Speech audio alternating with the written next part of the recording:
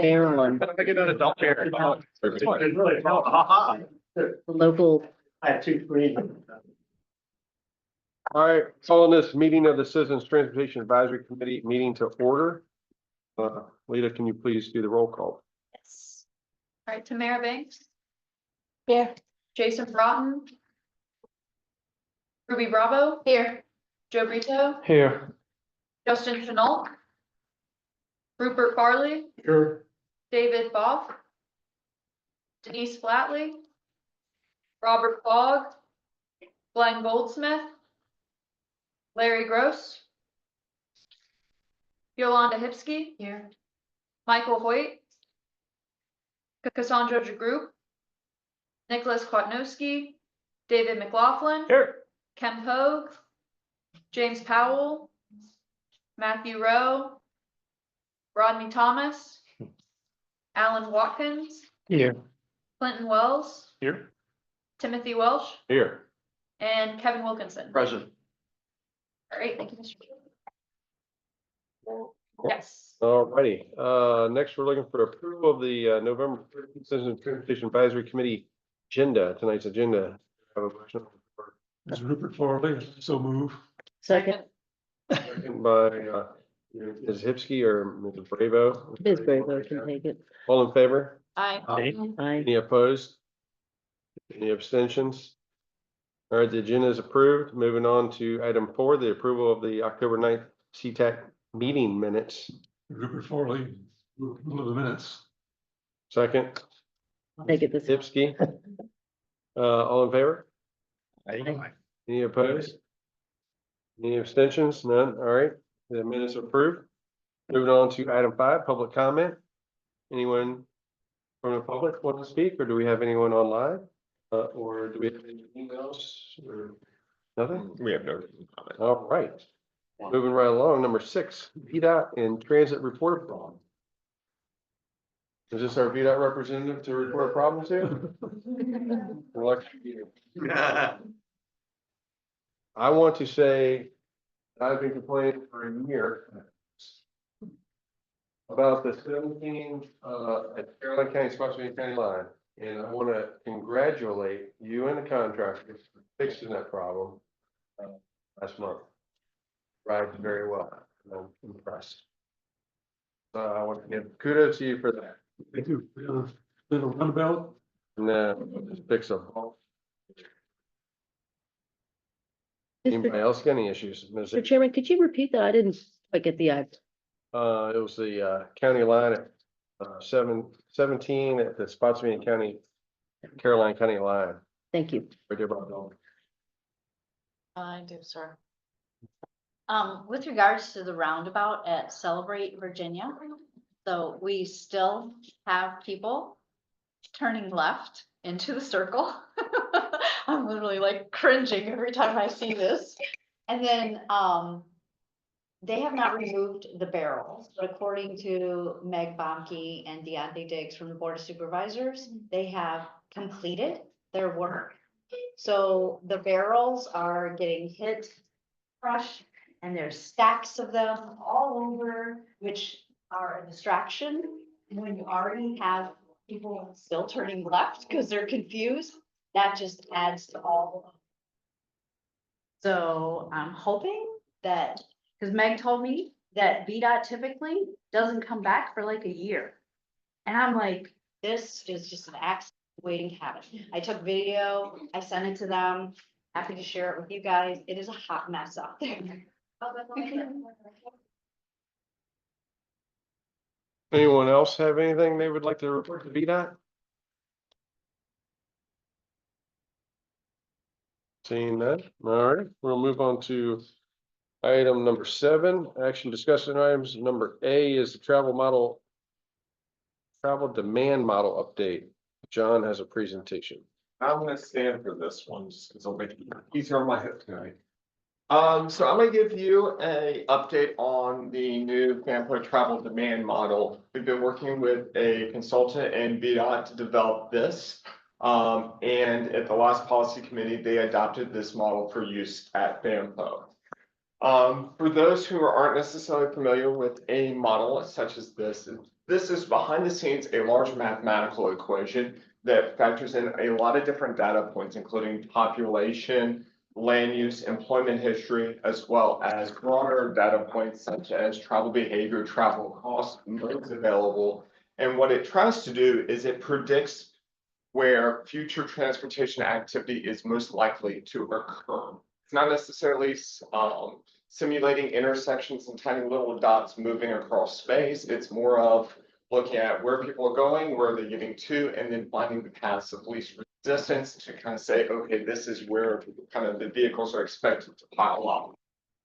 And at the very end of the day, the big thing that we kind of want you to take away is this little chart here, which suggests that our vehicle miles traveled is going to increase. 2030, it'll be about 20%. By 2050, it'll be about 50%. That's kind of a standard thing, particularly with the growth rates in a region. What is more concerning is the vehicle hours traveled is increasing faster than the vehicle's miles traveled. And that's saying folks are going to be sitting in a lot more congestion. It's going to take much longer to get to the same places that we're currently traveling. So behind the scenes, when you start peeling this back, again, this is a gravity model. We kind of have an idea that where people are living and where they're going and how points within the model are moving between. So if you're familiar with that process of basically these are where people are going, this is the gravity that's pulling them to different locations, and this is where they're going to end up. That's what we're getting at. So again, gravity models are pretty common in the transportation. Gravity model looks like this gigantic thing of rainbow puke. Each one of these little colors is a TAZ, transportation analysis zones. And we know how many people live here, the employment data and whatnot. And we sit down with all the locality and jurisdiction staff, along with their growth populations. Okay, where are these locations likely going to grow in the future? So if a small little dot in Fredericksburg is built out, let's just say the university as an example, they're not looking to build a lot of new buildings or anything. That means the employment is going to stay about the same or grow very slow versus if it's a brand new, I don't know, VA hospital, we know that that is going to jump by given years. So we have an idea of kind of predicting where the growth is, and we kind of funnel that through. And then the model itself takes all of that into a trip behavior pattern and starts plugging it in, saying, how far are you willing to travel for? How far are you willing to travel for commercial trips? How much is that cost versus a transit cost? So it's actually baking in a lot of behavior to kind of predict that. You will have folks, out towards Lake Anna who are going to commute all the way into DC. We take external zones into account, but that's going to be less than the people that are saying living in Garrisonville, for example. And if they have VRE access, that's going to make a little shift and a change. So, you have a quick question? Okay, yeah, is that the model based on current zoning or future land use plan? It's less focused on land use. It's more of looking at where the population is and can continue. There's a little bit of look onto zoning, but zoning can change. And so you don't want to hard bake in that this is a commercial area because that could change. However, if it's already built out, then that's most likely going to remain. And I'm going to use this example right here as one of the items. So I just took one of the TACs, which is downtown Fredericksburg, and it kind of knows that there's about 80 households, there's 130 people living there. There is 232 retail employment types, there's other employment, there's office employment. And so it's slowly saying, okay, we get a good picture of how many folks, so you don't have a lot of residents. So the trips coming out of this zone for like commute trips is going to be low. But because it has a lot of office or retail, that it's going to start bringing in a lot of trips. So downtown is going to be kind of a trip attractor versus one that's generating a lot of trips. So the model then looks at, okay, if somebody's out here in Stafford, kind of off Cool Springs Road, how would they get there? They know that they might travel here, and they'll look at a couple of things. One, they'll look at travel time and cost. So for them, it could be more efficient to come along Route 3 across the Mayfield Bridge there, and then William Street into the university. Or if they know that there's a lot of congestion, like there's just too much happening, they can actually use alternative routes. And it's also smart enough to know if there's a one-way trip versus. Now, in a lot of cases, you'll see all these extra little lines. So the model doesn't model each and every curb cut where there's an entrance to a house or a business. It kind of pulls from general locations and feeds it into each one of these line segments. So when it's taking the red lines or the green lines you're seeing, it's pulling them out for that whole line segment. A place like downtown Fredericksburg, the segment can be very, very small, and we have a little bit more detail. If you're out in more of the rural counties, some of those line segments can be 4 or 5 miles long. And so it might be yellow or red on that 5-mile stretch. But that doesn't mean the whole 5 miles is necessarily congestion. It's just that there's a congestion point somewhere along those 5 miles, which is something when you look at those miles, you kind of have to take into a grain of salt, because if you see a long road feeding into an interstate, if it's red for 5 miles out, it might not be actually red for 5 miles. It actually might be closer to the interstate. So keep that in mind. So one of the big updates that we did here is that there's a lot of transportation behavior that's changed since 2020. So we actually have a little bit more data and better data as far as long distance commuting, different changes into how transit's operating kind of in the new normal. We have a lot more data in e-commerce. So maybe a household is generating less trips to a retail thing, but you have more business-oriented trips going to household locations. We have new data and incorporated travel from work from home, which might mean there's less work trips, but that also means that there's more trips during the day, because you might go out to run errands at certain times, and so the model is able to capture that. And then connected technologies we're aware of, like Ubers, Lyfts, and different things that kind of feed into slightly different commuting patterns that didn't exist in like 2010. So what's the model for? It's, again, drawing very broad brush strokes to get an idea of what we can do. It can be applied with different data and input. So some of the testing that we do is like, what happens if we just remove a bridge from the region? Does it shift appropriately? And then we kind of get a good idea of the impacts for those projects. Of course, when we do projects, we insert things in the model, but there are definitely limitations. Our model doesn't do operational details. So when we look at bright red things around intersections, we don't get a deep dive there. It kind of shows there's a big problem there, or might be a problem there, but it won't give us level of service or anything more. The model kind of just pushes cars through, so we don't have queuing links. So sometimes with the intersection and operations, we don't get that level of detail. And again, the aggregate zones means the 5 mile or the smaller distances. It might not be one-to-one representation with what you see on the red. So again, like any tool, it depends on how well you use it. You can take a better tool and use it inappropriately and still kind of be in a mess. So when you look at the models, it's a really good indicator of what if. It gives us some ability to kind of look at a model, apply certain different changes, and then say, is there anything that we're missing? Is there trends that are moving in one direction or the other that we can kind of either try to fix, improve, identify, flag, go there? But it's not going to give us really big deep dives into design or policy. So it can't say that adding one lane here and a left turn that it's going to improve like the signaling and operations of a given stretch along a corridor. So we kind of have to be careful with that. So again, what is this current model saying? Well, again, we're seeing vehicle hours traveled increase significantly. And we're seeing it across a lot of different areas of our region. So if we look at VHT, Central Business District, outside Central Business District, urban, suburban, and rural. Yes. What those things like VHT mean.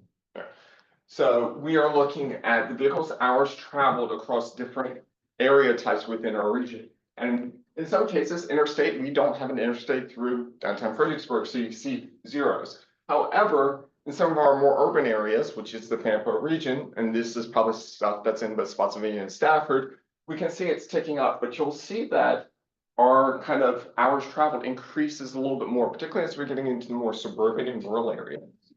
As well as you see hotspots, like in minor collectors, you see a very large increase in hours traveled along our minor collectors. So it's not necessarily the Route 3 that's being the big bad evil one. It could be something like in Garrisonville Road, like Northampton Boulevard spikes up a lot in some of our models, but it's a 2-lane road through a residential area. It's collecting that's feeding into Garrisonville, but as Garrisonville kind of backs up, more and more folks are trying to use that as a reliever. So we see some of these peaky behaviors in other locations. But the general takeaway is the miles that we're traveling goes up between, let's see, minor collectors shows the most, but it's, it's going up a bit. It's kind of tracking along with population, but our hours traveled is really ballooning. That's the map. This is our current congestion level. I'm sorry, the colors are a lot better over there. This bulb is dying and we're trying to get it replaced, but we have a lot of our greens, but you see Route 3, 17, 95, Route 1, Garrisonville Road, a lot of kind of congestion points. But when we look at no build, we're seeing a lot of red. But when we look at our full build, I'll just kind of switch between it. You can see it does make improvements. Particularly kind of Spotsylvania right here. You can see how it goes. A lot of red goes to yellow or green as well as mine. But in Stafford, you see a little bit less improvement, but it's kind of happening out here in these edges and out here. The other interesting thing is King George County is going to look like Spotsylvania County in Route 3 right now by 2050. That's probably an interesting takeaway that they're going to see building congestion around 3 and 18 and up towards Dahlgren. So, Can you just pause there for a second? Do we know that everybody around the table knows what full build and no build really mean? Full build means that all of the projects that are in our constrained long range plan have been built. There's a very specific list of projects built. No build means we've arrived at 2050 and we didn't build any of the projects in the constrained long range plan. So it's not just a general term, it's specific to the constrained long range plan, which was approved by FAMPO in 2021. Those projects have been built and that's what the outcome is versus arriving in 2050 without building those projects. Okay, so the river crossing isn't in the plan yet, No. right? So that's not a factor in that, No. or the Stafford's Western Transportation corridor. no, it's not currently in the constraint. The Harrison Road interchange and the bridge widening is in the build, the full build. The bridge widening on 95. Yes, and the interchange onto Harrison Road is in the full build scenario. And with Because it's in a constrained long range. And with the constrained long range plan, it's not just the wish list of what we have to, it's what this region is anticipated to bring in as far as transportation projects compiled with the list and cost.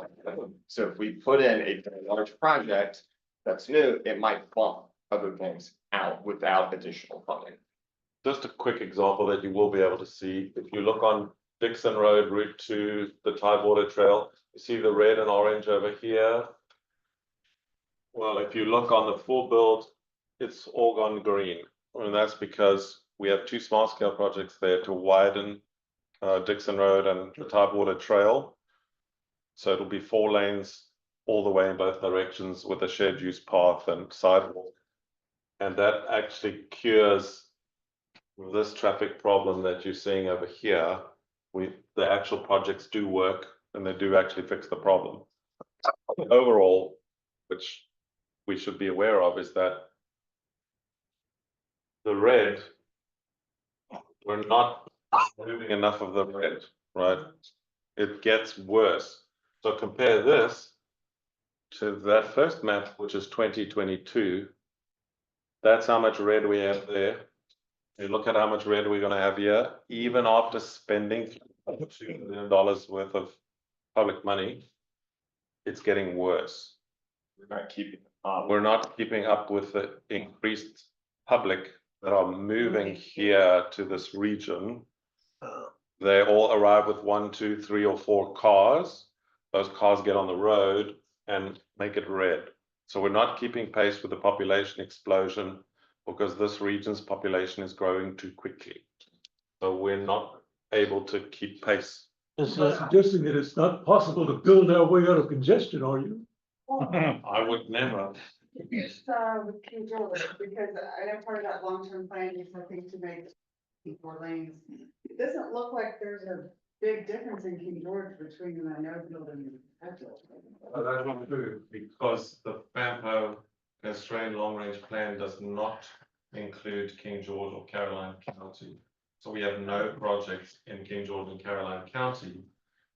The reason for that is that the federal highways about 5 years ago instructed us to create 2 long range plans, one for the FAMPO jurisdictions and one for the rural counties, because they may not be part of the same long range plan.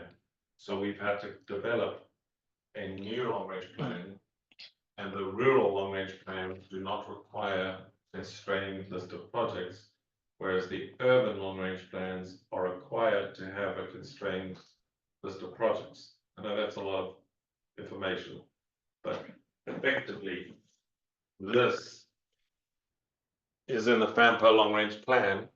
This is not. So there are no projects here in the plan, and because they're not in the plan, we can't model them. We can't get VDOT to build them into the model because they're not required to do that. So there may be projects coming up in these 2 counties, but they will be projects that are either paid for by the counties, or there's a revenue sharing project where the county pays half and VDOT pays half.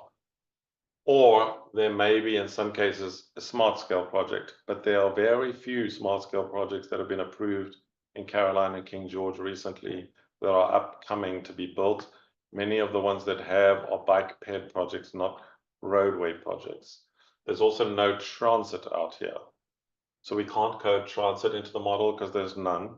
And we can't code projects that are not in the FAMPO constrained long range plan for this purpose. If they want us to code projects that the county is pushing, we can do a project to achieve that, but we have some limitations because Federal Highways has drawn a line here, and we are not allowed to mix between the 2 sides. They've got to be completely separate.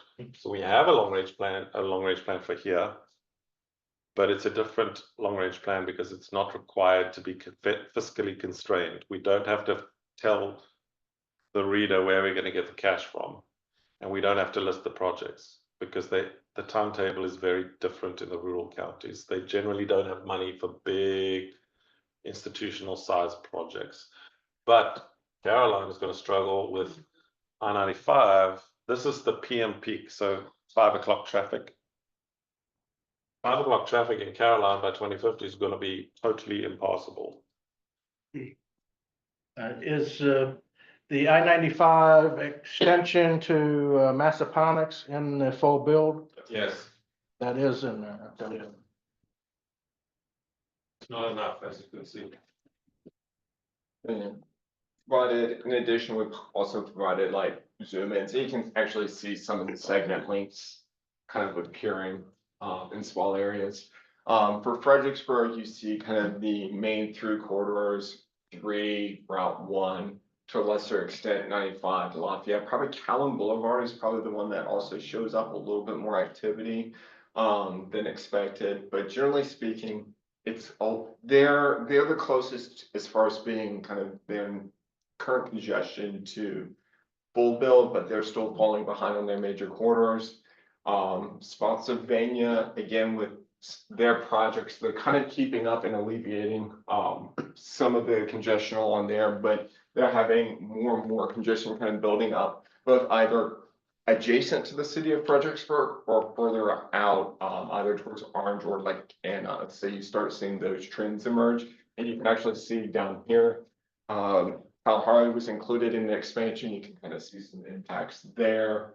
And then in Stafford, is probably looking at being some of the more extreme conditions where you're seeing that 17, for the most part, is completely locked up, as well as a lot of areas around Garrisonville, and even Route 3 out towards King George and White Oak there is showing significant congestion Mostly it's everything that could possibly touch into the 95 corridor is feeling a significant impact because anything that connects even remotely into a road that connects near an interchange is just piling up. So the western connector with the river crossing I mean, would, take Western away much of that 95 red. is a lot of activity.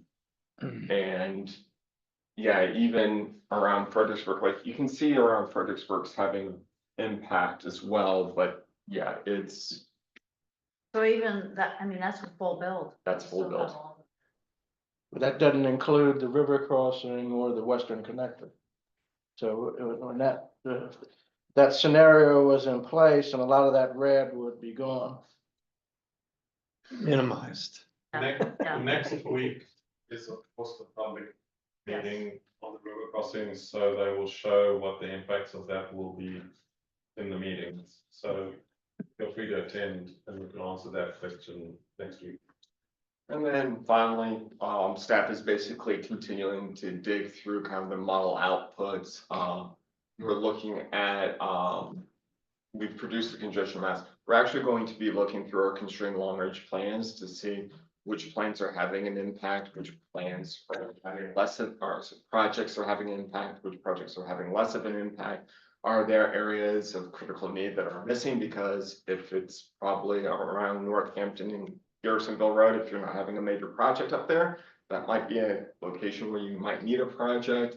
And we're going to also look at our constrained long range plans concept is affordability, because our current constrained long range plan is based on inflation figures before 2022.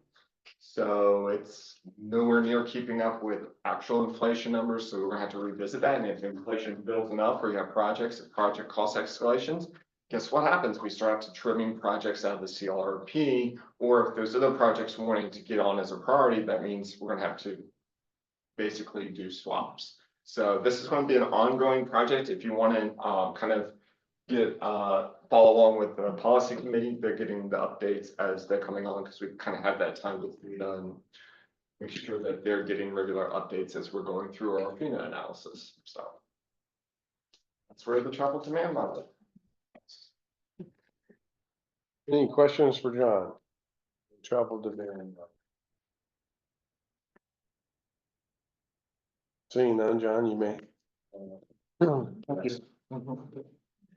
All right, next item is the river crossing discussion.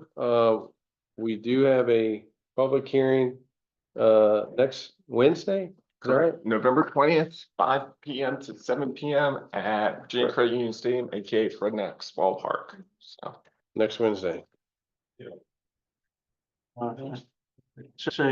Stafford County has a public hearing on Tuesday night for the master plan. And that includes the river crossing and the western corridor. And this next public hearing that same night is going to be for transportation impact fees. So they're proposing to raise transportation impact fees significantly. Yeah, good. Okay. I mean, when I say significantly, I mean a lot. Yeah. That's way over. Like 400% of what they're charging now, so. All right. Does Al, do you have something on this? Well,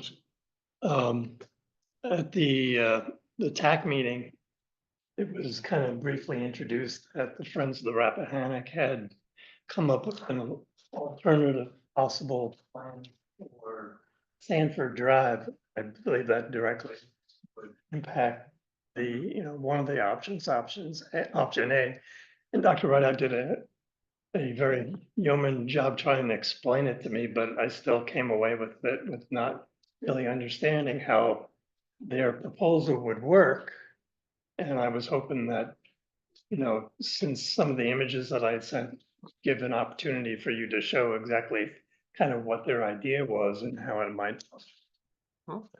Well, so FAMPO staff, at the request of the Friends of Rappahannock, provided their, board with a presentation with other river crossing. And in part of that presentation, they provided a comment that said, hey, instead of having the grade separated, kind of bridge over Sanford Drive for the river crossing in option A, like kind of how there was with Celebrate Virginia's, Sanford, want just to make it a grade intersection. But instead of the road that Sanford Drive continuing through to Route 17, tee off Sanford Drive and west connecting into the new river crossing road. And then for the industrial section kind of that's east of the proposed river crossing, basically cul-de-sac that in, so that becomes basically a dead end, so that you would separate the traffic without the need of the overpass. There's a comment made by their member of their leadership board, and that's where we are taking it. It's not a directed like research area, but that is something that was like, I think we discussed in the meeting, was like, we weren't sure how that would work, but we passed it along to the consultants as a consideration, because I think the overpass is at least one element or major cost item of Right, about 50 that option. by itself. Probably about half that. I could see a diagram with, Sure. Lita, do you have our previous environmental maps up? Scroll down, let's see if we can find it. Or just the ones that were in the Yeah. attachments. So right there, it kind of has that little X thing, which just means an overpass. And so this part of Sanford Drive would come in and tee into the new road for option A. And over here where you have like the industrial things, find a place to basically dead end that section of the road. So one of the main concerns, at least VDOT has, is that they don't want river crossing traffic to come in and be able to make a right turn and then hit Route 17 so close to the interstate. So they're very kind of protective of that interchange. They don't want to have any additional, and that was one of the solutions, at least in the very early discussions, that VDOT was going to insist on, that you cannot make a right turn onto Sanford Drive to access 17, but 17 would be accessed further north. And so that was the comment from Friends of the Rappahannock, is have we considered that? And the answer was no, and we kind of just passed that along as a comment to the consultants, not necessarily like a directive study this, but we're just noting the comment as something that be explored as a alternative at some point in time when they actually get into the design work at a later stage. If that's a item of consideration, of course, the folks would prefer the overpass, okay, but So the only So thing come- with that is everybody who comes off of 95 that currently turns left onto Sanford Drive to avoid the traffic congestion on 17, now is going to add to the correct traffic congestion on 17. If you're gonna cul-de-sac that off so that they can't use Sanford Drive as their. yeah, it would be exchanging access to the river road for this trip, other versus coming up here and making this access. I'm just saying. yeah, I'm against What, cutting any roads off. You know, they, over the past 20 years, 3 different roads have been cut off in Hartwood. Between the Enon Road to Mountain View, part of Rocky Run Road was cut off, and another, the McWhort Loop was cut off. So we lost 3 parallel roads to 17, and Yeah, the only issue becomes like, if you have a major incident where the roadway is blocked off, you've now cut off one of your alternate detour routes. Anytime you can have multiple accesses rather than I mean, limiting. it's not, there's no access between Sanford and the crossing here, though. That's what I'm saying. That's not an intersection. No, Yeah. you said you were talking about cul-de-sacing Sanford Drive there. Well, right? for the section actually, this was a suggestion by Friends of the Rappahannock to cul-de-sac in the industrial area, so you wouldn't have Right, the industrial commercial, so that it still feeds into that intersection. but what most of about us, the like, residences there? Sanford to get to Rocky Run Road, we would all now have to go all the way up 17 Yeah. in order, and that's what I'm saying, we take Sanford to avoid the congestion, so now all of us are going to add to that congestion because we wouldn't be able to go through Sanford to get to our subdivisions. I'm just pointing that out. No, That's all, no, that's no, all, that's just a that's all. comment that Yeah. we're, Right, and I agree with That's Joe, the more different accesses you have for when major roadways have traffic accidents, you need alternate detour routes, and if you're taking one away, then again, you're creating more traffic congestion when there's a car accident or something. So you're actually adding additional options at the same time. So one of the purposes of building this bridge is to allow emergency vehicles to get across the river between the city and Stanton. Yes, With, if say a big incident happens on I-95 and it's blocked because a petrol tank will explode. So emergency vehicles can now avoid I-95, cross this bridge and get across to the oh, first. I'm all for the Rappahannock River crossing, Okay. yeah, what I'm commenting about is That's all. that option if you're going to prevent Sanford Road from being a thoroughfare. Right, but what I'm saying is that if you do that, you are simultaneously providing an additional option for lots of other traffic trips. So you're removing traffic from 17, because some of the traffic is gonna go on that purple line. I see what you're saying, I see what you're saying, So the net effect is so, gonna be that 17 will be better okay, for everyone. now I understand, thank you. So that it's a trade-off. Yeah. I'm not arguing for either Yeah. case, right? It's Right, it's right, no, dramatic to be but I'm both. glad you, yes. But no, thank you. there are winners and losers. Every time Mm-hmm. you do anything, there are winners and losers. Even if you build additional roads, there are winners and losers. There are some people who have an easier trip and other people who have a more difficult trip. It all depends on. I don't mind if I have to go 5 more minutes down the road if I'm not spending 20 minutes in in traffic. You said VDOT is concerned about the closeness of the Central Drive intersection. Yeah. they do not want any of the river crossing traffic to basically be spilling over at Stanford Drive at US 17, right where the turn lanes are for accessing 95. How close is that right now? How close is that intersection? Is Yeah, I mean, it's for a baseball distance, yeah. it less than 1,000 feet? Oh, yeah. No, Okay. no, it's much more than that. From where option A is crossing over, it's probably a good 2,500 feet, The existing, which I don't think I is. think she's talking from 17. Nowhere. yeah, 17, the intersection of Sanford Drive, because they said VDOT was That's- yeah. concerned.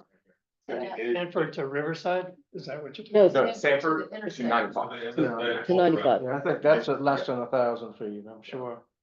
That is a problem, but I totally get what you're saying, because even though this is not really an urban area, it's an emerging urbanizing area, and you still need to build that grid system. Keep in mind too, though, that regarding that being so close, there is a traffic light there.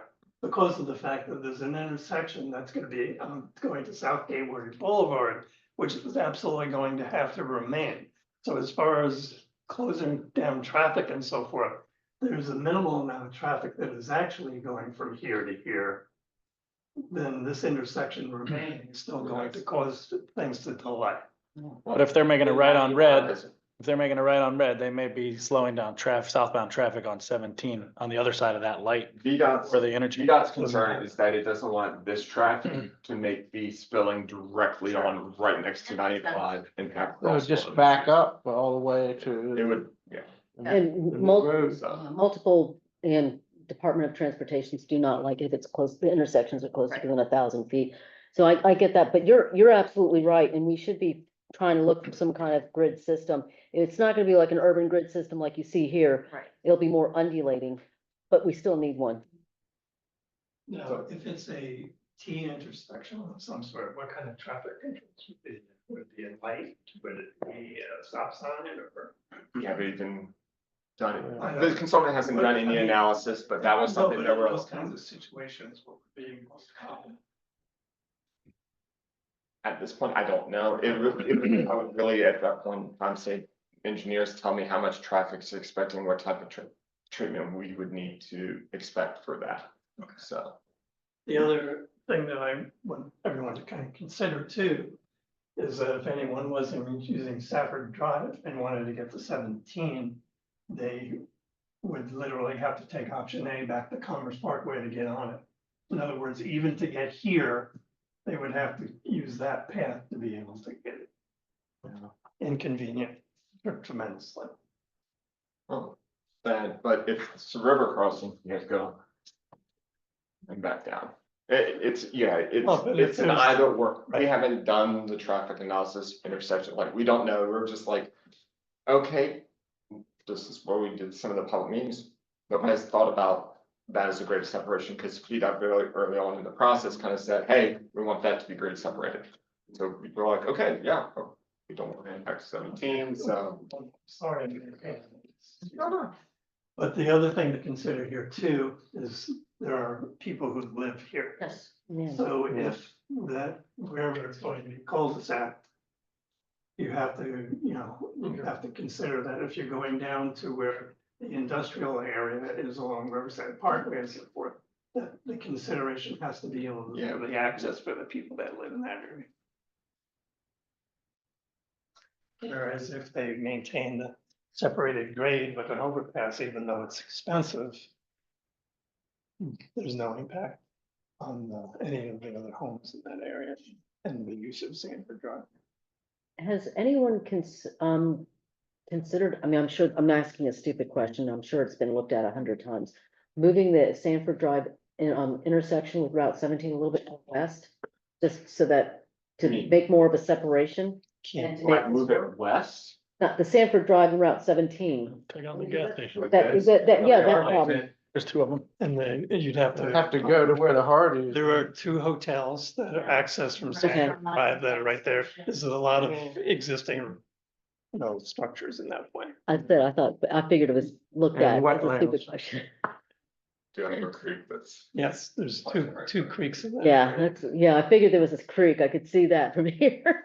I figured it was figured it was. I something think like the that. Belmont, the initial Belmont property really went tie into the parking right lot. Let's say, so you pull it straight through, but I don't think that was an initially, because that was one of their considerations of how they're gonna have an access point here, and then potentially like, it was an exit only on Sanford Drive potentially. And so they're tying in here, but they were trying to see if they could find that at one point in time, but they weren't. Washed that idea.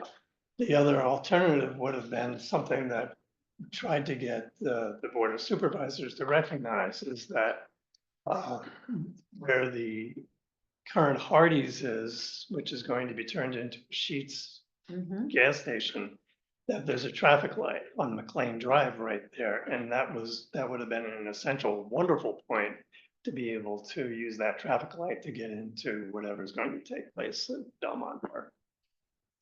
Instead of the trucks going up 17 to Commerce or Plantation, they could turn there and cut that whole section, a good mile section of 17 without the truck traffic. And there's still a possibility that Belmont Park is not going to be used for the purposes that it was originally rezoned for, because Stafford County is starting to understand that Route 17, which even yesterday at a meeting they had with the EDA, they wound up calling Route 17 an eyesore, and that it would need to be revitalized. So there's a possibility that other things might in that area. I've not said this yet at a committee of FAMPO, so please don't shoot me, but it's just a fact. This here is the evening peak hour traffic, right? During the day, it'll be a little better. You'll have all this red because people will be at work. This is when they come home from work. This is what happens. This is without a crash on I-95. Yeah. You add a crash on I-95 into this picture, the Or one. roadways will go to hell, right? This is, excuse my language, but this is when there are no crashes. That's how bad it is. It's severely concerning long term. Right now, this is right now. we have a crash on I-95, it's not great, but we can find a way to manage. You had a crash on US 1 or 95 in this picture, we're gonna have a real hard time dealing with the effects of this. Keep in mind also that with the recent accident that involved, south of everything on 95, that whether or not we had a new bridge would not have changed any of the impacts as far as where the congestion. Because you would have been able to get across the bridge nice and straight and easily enough. But if you were intended to continue down 95, you still would have been stuck for 3 hours. So the two main reasons we as staff suggested that this project be even investigated are because when we are in that situation and there's a crash on I-95, whichever one of these get picked, we provide you, local residents, with an option to get across the river, and you don't have to deal with this mess of I-95 and US 1, which will be a mess, right? We're giving you Another option. another option for local people to do local things when these interstates and US 1 become a complete mess. So we don't regard this as taking traffic from I-95 during regular conditions. It's a local road. But when there's a crash, you're not going to be able to get anywhere in 2050. You're going to be stuck at home. Whereas with this, it won't fix all the problems. Whoever thinks that another bridge will fix all the problems, that's just not true. But it's going to at least give you another way to get out of your house when there's a smash on I-95, because our region is too reliant on I-95 and US 1 to get anywhere.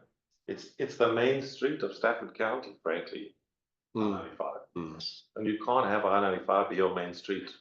So we're trying to create another main street, not a freeway, a local parkway kind of road that's going to give you that option. And that's what people, I think, really need to hear. Of course, we're just staff, so we just make these suggestions and we do the projects and the studies and all that, but that's the purpose.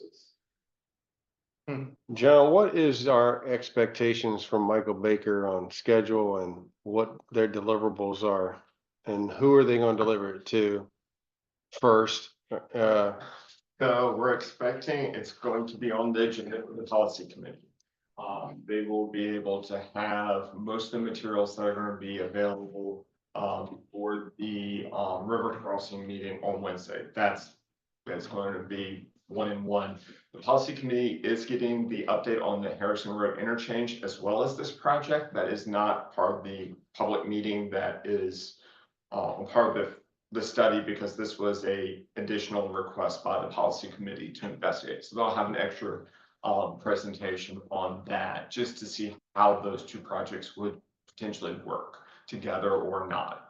And so the full fact information with Michael Baker will be November 20th. Okay. So they'll have the full traffic analysis, the intersection analysis, the outputs. So they basically run the traffic demand model, add in the bridge, go back and look at all the intersections, what configurations, impacts they have, and then feed that information back into the model. And so that even the model gets like another, it goes from 30,000 feet to 20,000 feet based on, but again, the limitations. The model can't do intersections very well. They now plug that back in so they get a better operational feel of what the region is doing and then packs up the what if for the project. So everybody will get the information obviously next Wednesday. And then are we gonna be required to make are they gonna require, what are they gonna give us? They gonna give us 2 options, 5 options? They're looking to narrow it down to 2 preferred options. They're still taking public input. So this isn't like if it's not up on the internet, Right. It's not. They'll be coming to the CTAC special meeting in December where you're going to get their full version of the presentation to deliberate for that meeting. And it will be our only agenda item. Okay. And we'll be extending public comment. It's a minimum of 30-day public comment. I think we've been talking with how long we're going to keep the survey open. We might extend it beyond into early January. I don't know Ian has made that official blessing of that idea, but it's gonna be a minimum of 30 days, so December, get your comments in by December 20th, you'll be safe. We extend it, we'll do that. But None is right, the consultant is gonna present all 5 options to the policy committee next week and at the public hearing on Wednesday. They will recommend 2 of the 5 as being the best options based on the environmental study, based on the traffic study, based on all that stuff. They are looking to you all and the public Wednesday to say what you think of those 2 options. And then they will likely come back in January, February, a preferred option. So the theory is there are 5 now. They will recommend 2 next week and see what the public thinks about that. And then they will come back in January, having heard from the public. They will then come back to FAMPO with, this is the best recommended one we can come up with. So it's important for you next Wednesday to tell them what you think. And when they speak to you and whenever your December meeting is, to tell them what you think, because those public comments they take that into consideration when they're choosing the preferred options and when they choose the final recommended option to present to the policy committee. Then the policy committee has to make a decision whether or not to accept that recommendation next year. And on that basis, they will do a final cost estimate, which is more detailed, which has supporting documents so that when and if we apply for funding, got our supporting documents that motivate why we need the money, what we're going to build, where it's going to be located, all that kind of thing. So it's a process that speeds up now in the next 6 months. And then we have an outcome, which is either the 2 jurisdictions vote to take the next step, and FAMPO votes to take the next step, which then means funding, and then VDOT will be asked to do the final NEPA process, which will involve again a public meeting, so yet another opportunity to comment. And then VDOT's engineers will start to design the final alignment, because remember, we're just picking a corridor, but that could move left or right depending on the natural obstacles in the way. They'll do a soil test, and if the soil is not great, they might have to readjust that alignment to eventually come to a final alignment, which will get NEPA certification on if we come up with cash. So you're looking $200 to $300 million to build. Right. What's that timetable look like? It takes 10 years to do until the cars are driving on. if $300 million landed on us tomorrow, we're still be looking at close to 10 years. Minimum of 7, but 10 is more realistic. Okay. Al? You don't have to sell your house. Long time. I was just wondering, is the traffic operation models going to be presented for all 5 options? Yes. Similarly to how they did it for B2 at the stakeholders meeting? Yes. Okay. Yeah, they're having a full operational analysis for each one of the options. And they're literally going to say, when they're going to narrow it down, they're going to present everything. So it's not going to be it. But if they're like, this one has a huge amount of takings and environmental costs. It's does well in the traffic, but it's not really great. Let's not do that one. This one doesn't really work from the traffic operations. It makes the intersections work. Even if it has a good environmental score, we're not going to look at that one. And they said, okay, these both did well for, the third one kind of did okay. It's not as good, but here are the 2 that they felt scored the best across the various options. It might not be the #1 traffic operations one, but it'll be like 2 or 3 probably. And then Right. environmental will probably look about the same. It's looking for the trade-offs and saying which one is the most feasible. Like when we looked at option D and basically said because of everything that would be involved with the widening of Green Bank and so forth, that was probably Not really. not very favorable. Okay. I can tell you without fear of contradiction that option D just scores really badly. It's too much land taking, it's too many houses that could be impacted. There's what we call an environmental justice community along Green Bank Road that may be impacted. There are just so many reasons why that particular option is probably I don't know which two they're gonna pick.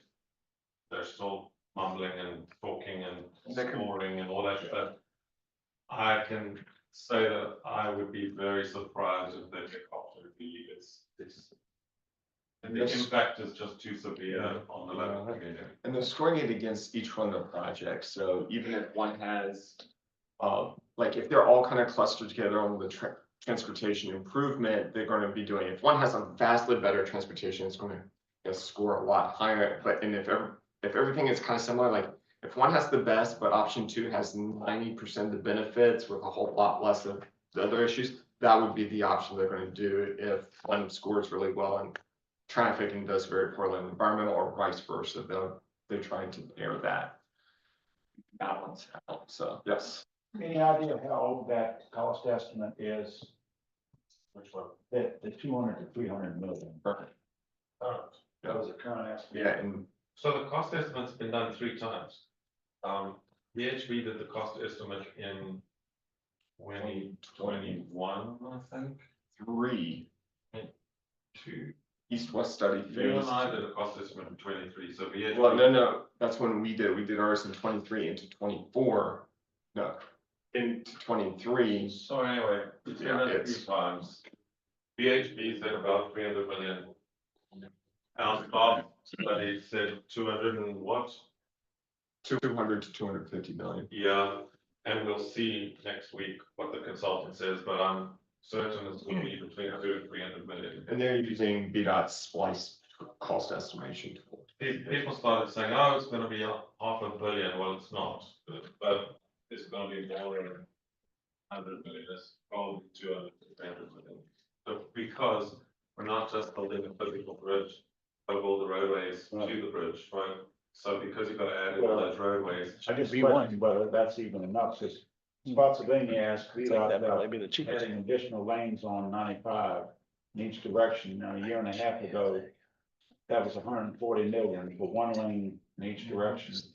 And then 6 months ago, we asked them, okay, we can't afford to do that. Let's just build a southbound lane. Okay, now, 6 months ago, southbound was 130 million. We thought it'd be half of 140 million, but now the price has gone up that much. It's economy of scale. For 1 lane and no bridges. Part of the problem with adding the 1 lane on 95 is that the land either side is not level. You've got what's the run, Hazel Run, Yeah. that's a deep cliff down there, so you've got to pull that to get up to the level of 105. So if the land was fairly level, it would probably cost a bit less, but because you've got to pull and put a retaining wall and all that other stuff. But it's just dirt, Kim builds some dirt really well. Yeah, it's not that, Bring it. it's not that big a deal. What a sweetheart deal. All right, any other comments on, Yeah, I'd like to get some information on the trails. I know the Bell Island Trail on the bridge is underneath the bridge. And I think in this scenario of the river crossing, since there are trails underneath and trails planned underneath the bridge, that if the trail was under the bridge itself, that it would be at a lower elevation. And, the bridge is gonna probably be about 120 feet or so above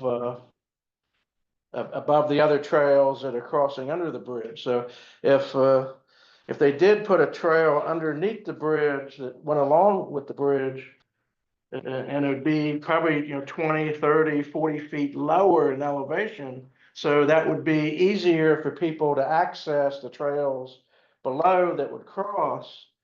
And I was wondering if there's any analysis of the cost difference if the trail was under the bridge versus on top of the bridge.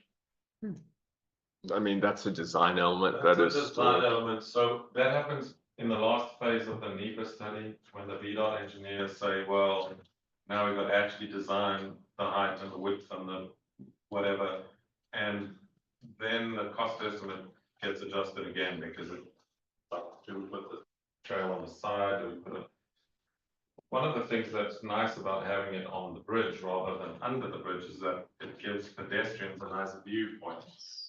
That's a beautiful river valley.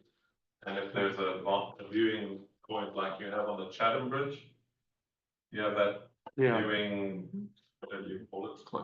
Might be nice to have one of those on this bridge because you can walk across, stand there in the middle and look west, or east, depending on which option you choose. Well, they could still have it, but underneath, it might be quieter too. I guess. We have said to the two counties, it was discussed at the DPAC, the Basketball Pedestrian Advisory Committee. We've suggested to the two counties that they should advise the consultant where to locate connection from the new bridge to the existing trails. And we leave it to the counties to, and the county on the one side and the city on the other side to make that decision, right? So the consultant and the FAMPO team will design a bridge that can have a shared use path on it. Where it connects to the surrounding trails, we are asking the local jurisdictions to make that decision because it's their trail. And we just connect it to the bridge in whichever way is suitable to those localities. So we've talked already to the staff of Stafford and to the city and said, please you make a recommendation as to where to locate the connections to your trails. The shared use path is supposed to be along the entire, I guess you could say parkway and bridge, not just at the bridge, but along the entire. Well, no, it depends where the county has got existing trails and the city has got existing trails and where they want us to connect. So for example, I know that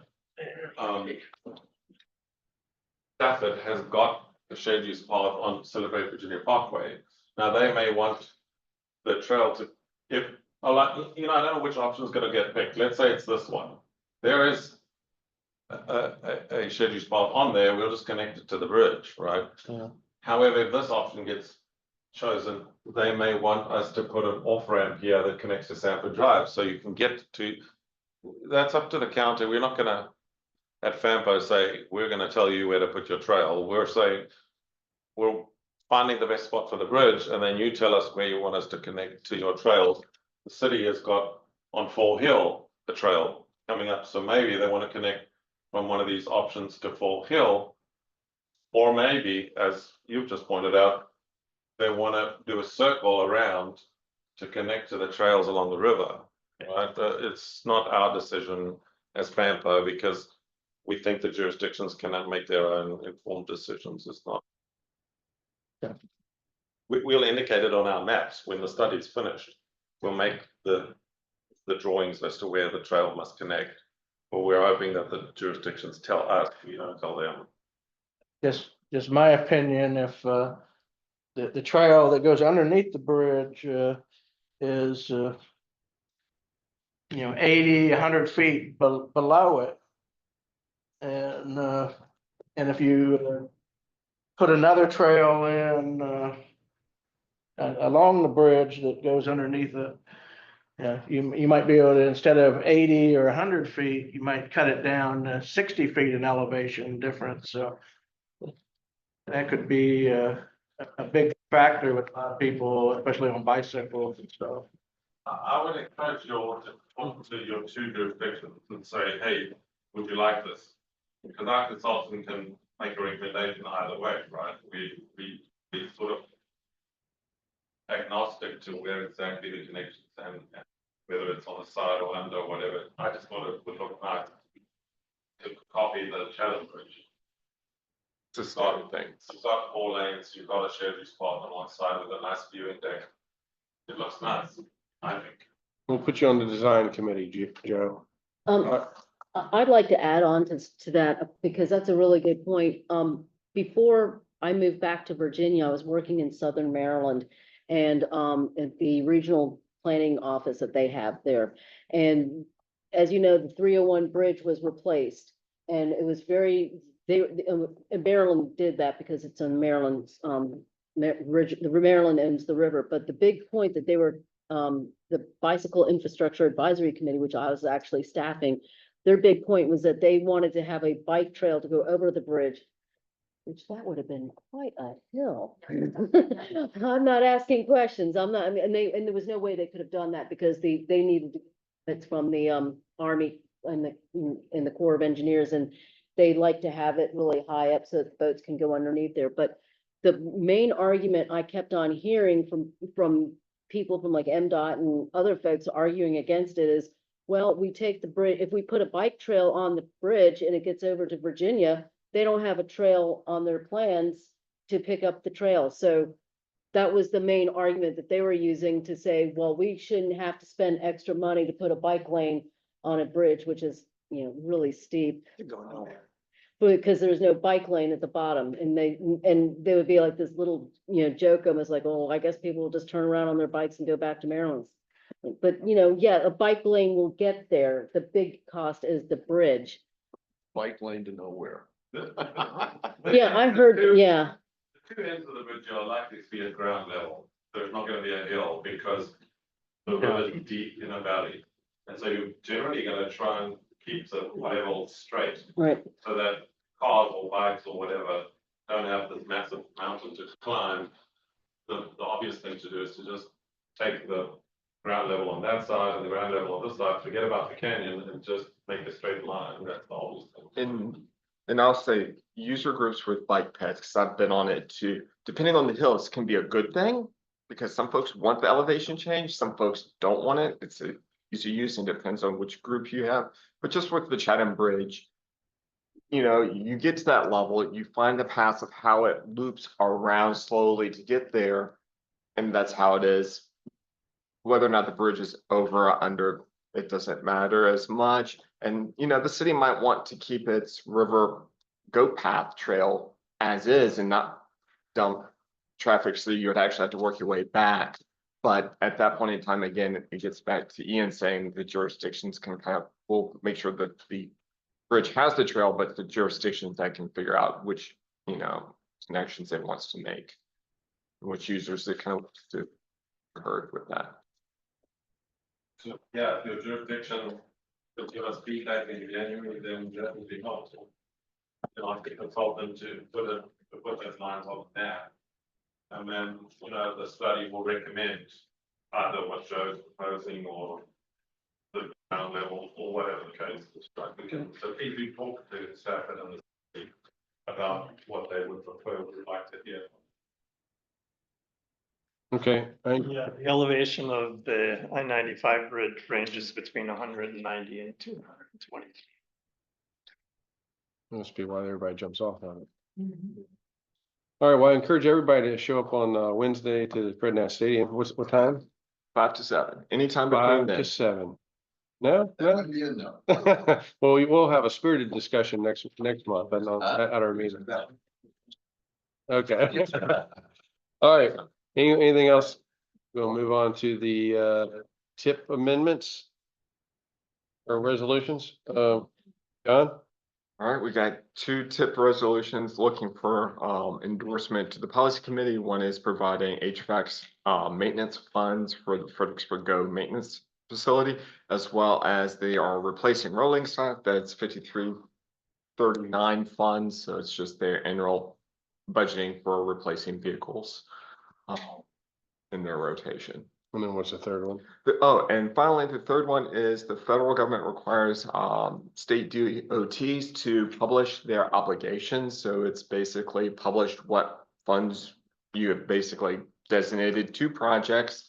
It's close to being spent. They're able to be drawn down and spent. It doesn't necessarily mean the dollar has been spent though. So the feds require that so that the public can compare what's in our state or in our transportation improvement program, the TIP, against their obligations. So they can't just add money to another project that isn't there. This is supposed to be a layer of transparency. So it's on us, it is, they just have to post it through the NPO. That's Move to approve all 3 resolutions. I'll second it. Any discussion? All in favor? Aye. Aye. Any opposed?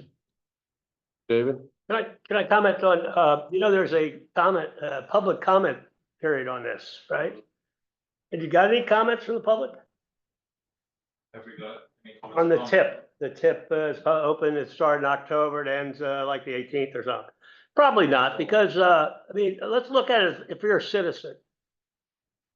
You open that up and you read this and the next thing, it means nothing to a citizen. And we should, I mean, if we're a citizens advisory committee, we should be advocating that some description should be put on there. What are they really talking about? What is rolling stock? What do all these numbers mean?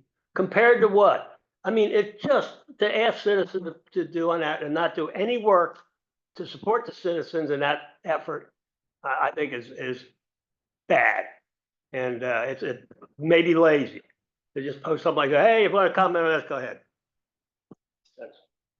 So like, Same, I agree. it's the same problem we have when we vote on these things. You read it, you go, what does this mean? right. Yeah, we could Right. simplify it, John. Well, Yeah. what would you Well, want? no, Like, within the resolution, well, or. Well, like a 3 or 4 Open- sentence executive. Open one of them up. Can we open up? Yeah, pull up the replacing rolling stock, or that's fine too. Either one. These are not planning, people that do planning for a living or transportation for a living. We're asking our citizens. Yep. What does that mean? Central facility equipment, maintenance, HVAC. It's for the new HVAC. Or main. You know, it replaces existing, or because of expansion, I mean, something that somebody could relate to and say, oh, okay, it makes sense. Or rolling stock, you know, we've got 370 pieces of rolling stock and we want to replace 20% of them, or we want to add 20 more.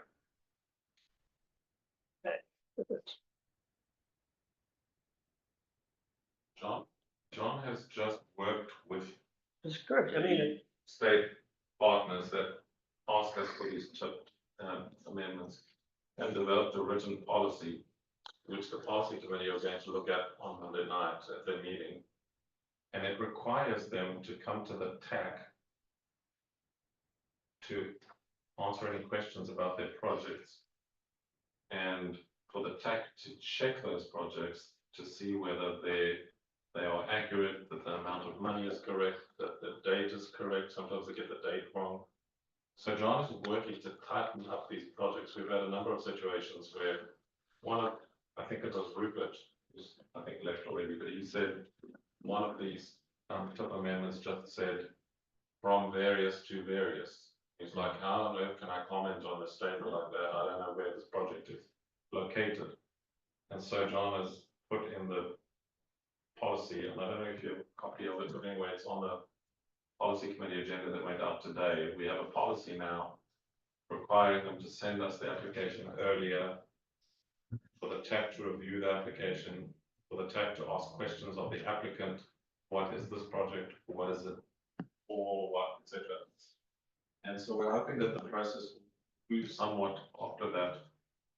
But I understand your point that if that information doesn't get to you and you just open the document, you may not have enough information. I think that's what you're saying. Is that- exactly. Well, sometimes the description is not that hard to determine.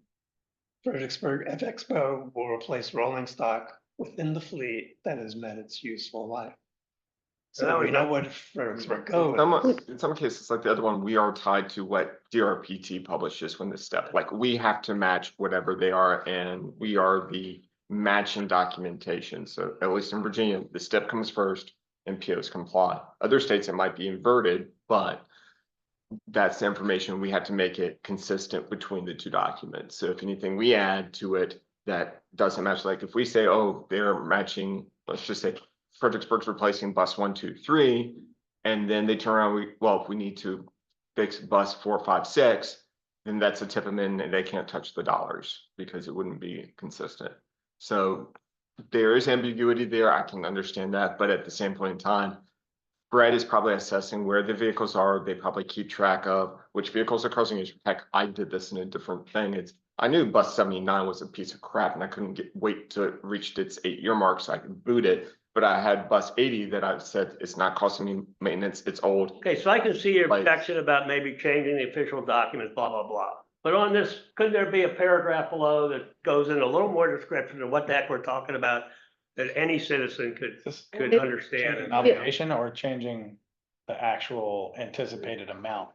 This is the funding that they're going to receive. This is obligated. So this is just adding funds so that they can be expended. So it's not increasing the total amount. It to could be be, spent. yes. In this, it is Well, that would- adding FTA 5338 funding. It says when it's in addition, if it's adding or modifying. So how many But- vehicles are we getting for $5.56 million? That's a lot of money for. Can I intervene? Mhm. Yeah, I'm sorry. I don't think that's what Mr. McGoffin was saying. That's what I'm hearing. For someone like me who's not a planner, I'm on the actual user side and I'm on the planning side of this. This don't mean nothing. You want me to vote on something, you want me to speak on something, but as someone who is not in that field, why can't it be in plain language? Rolling stock to me could be a beer.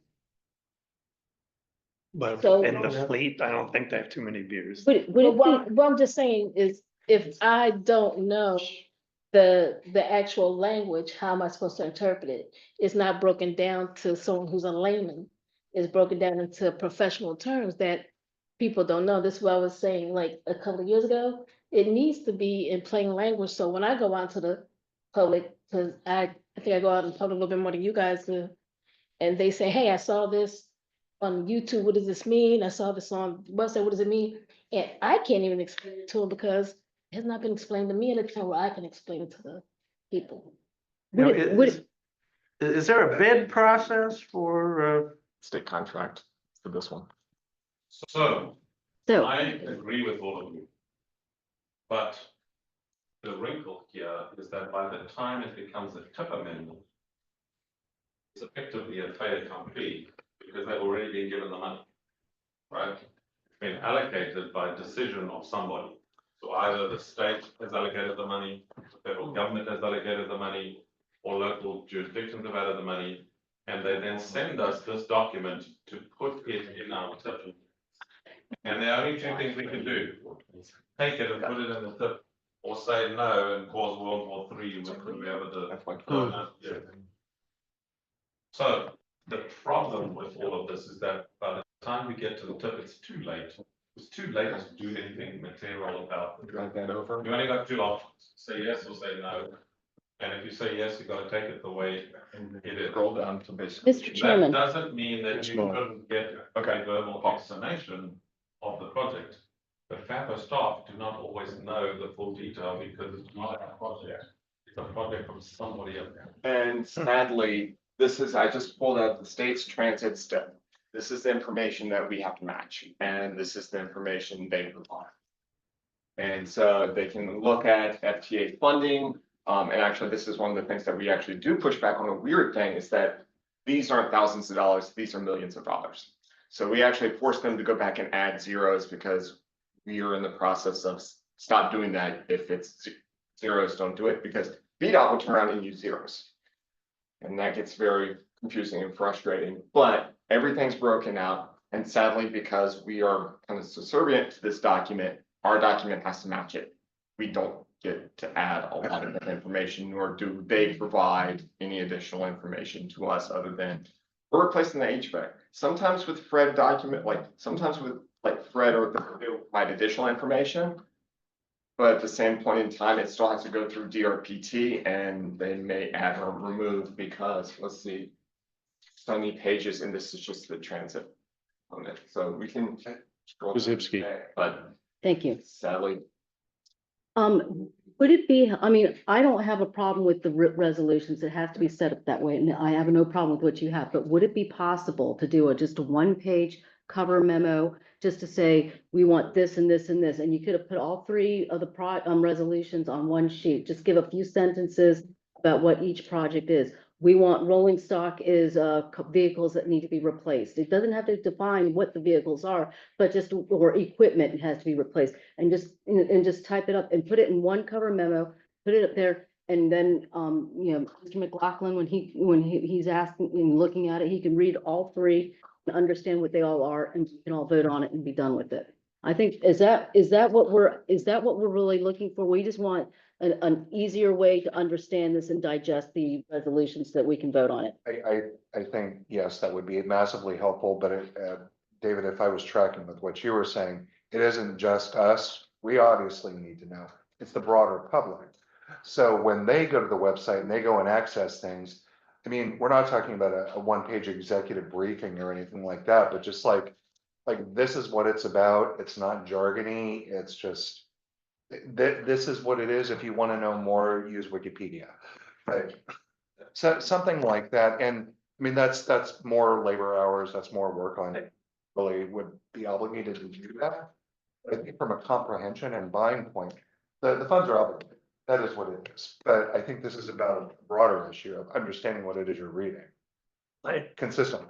And am I tracking? On Guard track, but I'm even getting a little more work done now. I think they're intentionally doing it. They don't want the public to know that it's $560,000 to buy 8 vehicles.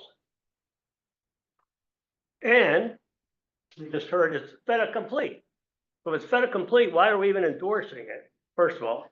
And if 40 people, and you tell me it's fait accompli, if 40 people got worked up about something, went to the elected officials on the policy committee and said, we don't like this. Policy committee's got, well, it's fait accompli. I don't like that answer. It's just endemic. So it might be instructive if it says like add funding, they're just putting money in the checkbook so that it can be paid out. If they're amending or modifying a total, then that might require a little more digging on our part or even on the individuals and the public at large. And why bother endorsing? Well, the problem is it's already, like he said, it's already been done. So if you want to impact that, you got to go to whatever meetings they're setting this tip to begin with. And don't spend 20 minutes at a meeting to talk about something. I agree, but So we spend a lot of time talking about stuff we don't need to talk The about. process requires our formal endorsement of it, but I think you used a great analogy. It's like the money's already in your bank account and this is to write the check. We're basically saying, yes, it's okay for you to write the check. Right. that was gonna be my analogy is, And here's the thing, I hear exactly what you're saying. I think it's a lot easier for someone like me and for Joe to understand all of this Right. because we've served as elected officials already. But with that said, it was one of my missions as an elected official to try to break it down and help my citizens understand in order to get them more engaged. Citizens don't want to be engaged when they don't understand it. But when they understand it, then, oh, they have an opinion. And that's a good and a bad thing. But reality is they need to be able to understand what is happening. And so I think, to your point, if somehow it was noted somewhere that basically this is a transaction, money's already allocated, this is just the check the block approval, that we can write the check. Yeah, that's what I was saying, just one pager kind of, Yeah. could take all 3 of them And so I think nobody's trying to add more work to the staff, okay? But at the end of the day, I hear Dave's point, I take it very seriously. If our own committee sometimes is having difficulty in understanding it, then right there is a reason why we don't get public comment, because if we don't understand it, the citizens don't understand it. And we don't always admit when we don't understand something, so thank you. Cool. Any more discussion? Let's go back to the vote. Was there any opposed? No? Okay, any abstentions? So I vote against endorsing these. I will probably forever now. That's Okay. okay. All right, Dave votes Set a- no. That's okay. All right, next item. Member materials guidelines was posted on the CTAC website. We talked about last time. John? Yep, so this is basically the presentation guidelines that we discussed, boiled down into just a couple of sentences based on the recording of what folks wish. So it's focusing on getting a PDF submitted 1 week before the scheduled meeting. Presentation should be kept to 20 minutes or less and allow up to 30 minutes of discussion with the option of the CTAC to vote to extend the discussion. Okay. And we weren't adding this to our bylaws. It was just a guideline. And we are posting it on our website. So it's unfortunately done it all the way at the bottom. It's on draft right now, so it's included and I can move that. Do we need to, okay. Good. Do we need to do anything on this, make any motions or If you want to adopt this as guidelines for presentations, do we have a motion to Yeah. adopt this? Second. Second. Second, all in favor? Aye. All opposed? Any abstention? The motion passes unanimously. All right, next item. Staff reports. okay, for the policy committee in the last meeting, a lot of the discussion was actually focused on this right here. So that was the major item on it. They also, trying to think. Sorry, I'm blanking now. Go ahead. Scroll down. Oh, thank you. The other item was they've amended their bylaws for online meeting and the ability to participate. And they had a further discussion about exploring a new river crossing near Belvedere Plantation between Spotsylvania County and Stafford. And I believe staff is kind of drawing up kind of a guidelines or scope of the project to bring back before the policy committee meeting. And other than that, I think the only other major update was that the SS4A agreement project scope kind of got some little bit of bad news, is that unless we're kind of working towards 0 deaths and state that quite publicly, the implementation funding will be somewhat harder to obtain. So it looked like based on feedback from Federal Highways, unless you had that as a very specific focused goal, those are the only projects that got funded, even though it's not a hard requirement. That's the priority. All right, TAC. So for TAC, we had more of a discussion about the CMAC STBG funding allocations of how to best distribute that between the 3 jurisdictions. We provided a history that shows kind of very much a varied all or nothing kind of situation for a lot of jurisdictions and projects. The last 2 rounds, Spotsylvania has been incredibly successful in getting funding. The previous round before that, it was Stafford getting, 50+% of funding. And kind of the feedback that that's getting is that's becoming a very kind of a problematic thing for some jurisdictions as far as trying to plan out and scoping projects, because it could be 1 year you get everything, next year you might get nothing, and building that consistency was a concern. So the idea was to start exploring kind of mechanisms that we could distribute those funds to jurisdictions based on various amounts of conditions, either population, employment, vehicle miles traveled, economic activity, and start having that discussion. The TAC will be having a special meeting of its own in December to kind of do a bigger deep dive on that. But that was kind of the main kind of focus for the TAC. We do have our TIP amendment and modification process that they've endorsed to the policy committee. It's nothing as far as the public interacting. It's basically telling our state and entities and transit operators that they have to basically interact with FAMPO in a specific guideline. So less last minute requests for changes and things, so that you don't have various to various. It gives us a little bit more of a pushback capacity. And yeah, that was kind of the big 2 chunks for there. Eugene did provide kind of a update for some of it for his outreach activity, just because we didn't have a public engagement coordinator over the summer, so it was picking that up and got items with that. So Okay. that was the bulk of the TAC. All right, item number 9 on the agenda, member reports. Anyone have anything to report? So I'd share an interesting factoid if I could, when you're talking about everybody that's moving here, and how that impacts not just our roads, but it impacts other things. I attended a presentation on Monday.